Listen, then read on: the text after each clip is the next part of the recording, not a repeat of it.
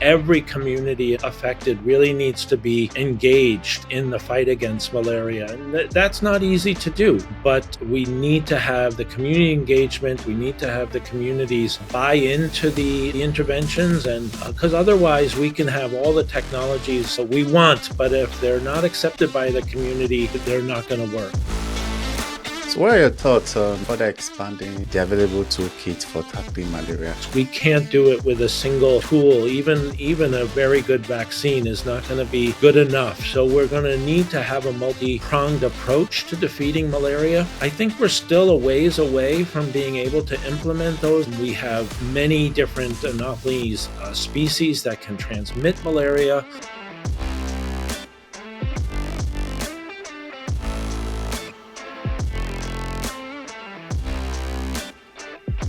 It's great to speak with you, Paul. I'm a pediatric infectious disease specialist by training and a professor here at the Johns Hopkins Bloomberg School of Public Health and a deputy director at the Johns Hopkins Malaria Research Institute.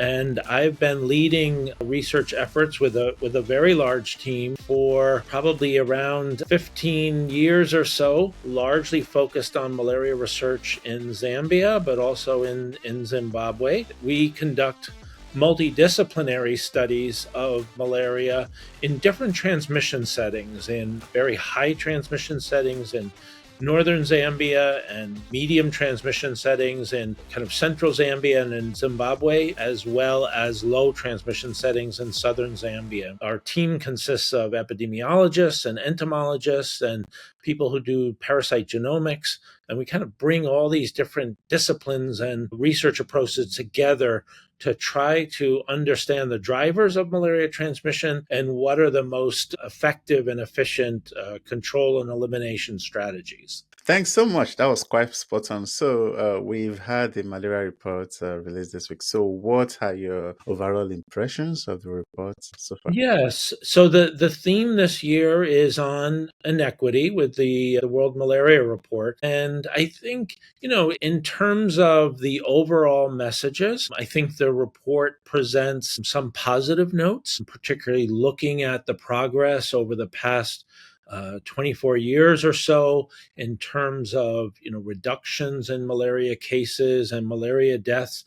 There's no doubt that there has been progress. There have been countries that have eliminated malaria, so that's another success story. We have a big toolbox and an increasing toolbox to deal with malaria. The most exciting and most recent addition to our toolbox are the malaria vaccines. But in addition to that, the report also highlights very clearly many of the challenges that we face, and they're serious challenges. These are a number of what they call in the report biological challenges that include insecticide resistance among the Anopheles mosquito vector that transmits malaria, increasing drug resistance, artemisinin resistance in particular, that we're seeing kind of increases in particularly East Africa, Central Africa, more detection of genetic mutations within the parasite Plasmodium falciparum that confer what we call partial resistance to artemisinin.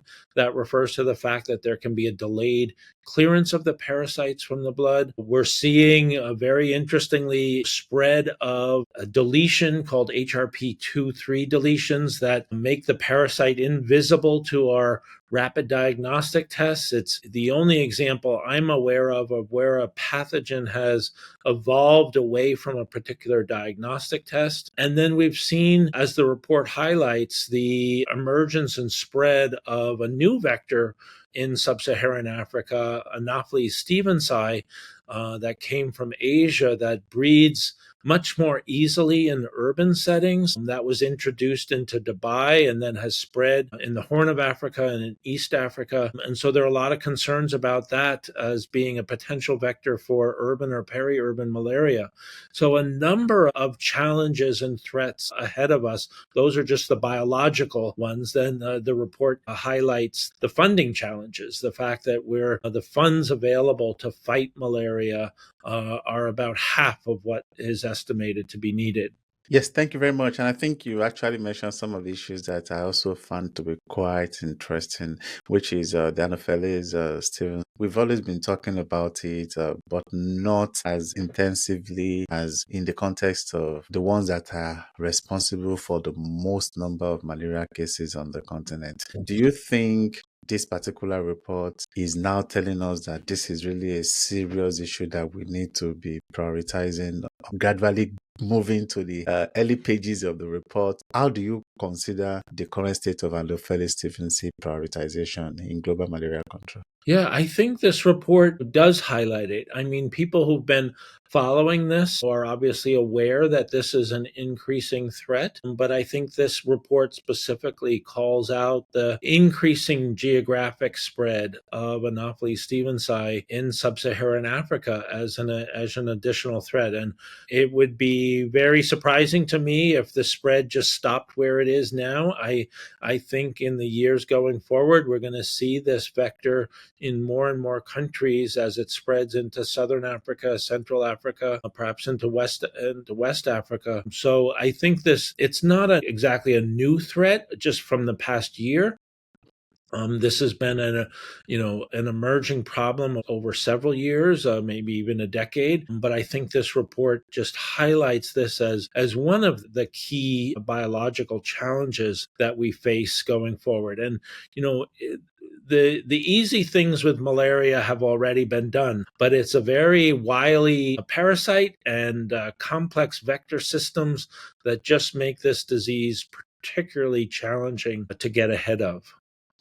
Yes, thank you very much. Then, regarding the tool set, you rightly mentioned it that one of the positive, probably the most positive news, is the distribution of the malaria vaccines. Yeah. What's our thoughts regarding the disruptive potential of these vaccines in changing the tide and the rewriting the story of malaria? Yeah. So, first of all, I think we should all be thankful for and celebrate the fact that we're able to roll out malaria vaccines. There's been, it's been a long, long wait. And in fact, so there are two vaccines that are available: the RTSSS, which has been in development since the mid 1980s, and then more recently, the R21 Matrix M vaccine. I don't think we're yet seeing the potential impact of these vaccines in terms of global numbers of, say, malaria deaths, but we will. And I'm very hopeful that we will in coming years, that we'll be able to, that in the World Malaria Reports, we'll be able to read about a reduction in malaria deaths that we can attribute to the vaccines. We're really kind of in the early stages of scaling up these vaccines. They were pilot tested in three countries, in Kenya, Malawi, and Ghana, and but are now in 17 countries as the World Malaria Report identifies, and we're going to see more countries going forward. I work in Zambia. Zambia has submitted their application to Gavi, the Vaccine Alliance, and we expect Zambia to introduce the vaccine next year. These are, as I said, a great cause for celebration, but they're not the ideal malaria vaccines. There's still a lot of room for improvement for newer vaccines, next generation vaccines, vaccines that can not only prevent severe disease but block transmission. And there are a lot of vaccine candidates in the pipeline. So I'm just hopeful that we will be able to scale up these vaccines and get them to the children who need them most in the most heavily affected areas, particularly of sub-Saharan Africa, the African continent, but also that we'll see newer and better vaccines come along. One of the big challenges with these vaccines, with both the currently approved vaccines, are that they require 4 doses, and they require 4 doses in older children, not aligned with the current immunization schedule in countries. And so it is a greater logistic burden to get 4 doses into children, and children who need them, but it's a great first step. Inequities are also being emphasized in the report. In the context of responding to malaria and ending the malaria, so what do you consider to be the top inequity issues that needs to be tackled? And what model or insights can you share regarding how to proactively solve these problems? Yes. Inequities are a huge problem across almost all of public health, almost all of infectious diseases, where there are individuals and communities that are much more vulnerable than others. And this is definitely true of malaria. And we've known this for 100 years or more, that malaria largely impacts people living in the lower socioeconomic strata, people with poor housing, people who may be living near vector breeding sites, swampy areas, and people who don't have access to appropriate health care. Malaria is a very treatable disease if it's diagnosed early and given the proper treatment. So we have a long way with our primary healthcare systems and improving them to address many of these inequities. And it involves, as I said, not just malaria, but across all public health, getting the services needed, the preventive measures needed to the most vulnerable communities. Early on in the history of malaria, there were debates about how to best tackle it. And, one on the one side, there are people who think there are technological solutions, maybe better vaccines. And there's certainly a role for that. But many people, and it goes back to the early Italian investigators, argued that just improvements in socioeconomic status, particularly housing, can go a long way to prevent malaria. Here in the United States, we had malaria as far up as Baltimore, where I am now. We were able to eliminate malaria, and a lot of that was through improved housing, improved agricultural practices, so you reduce the vector breeding sites. So there's a lot to say in malaria in terms of just trying to improve people's socioeconomic status, and housing and nutrition can go a long way to reducing the burden of malaria.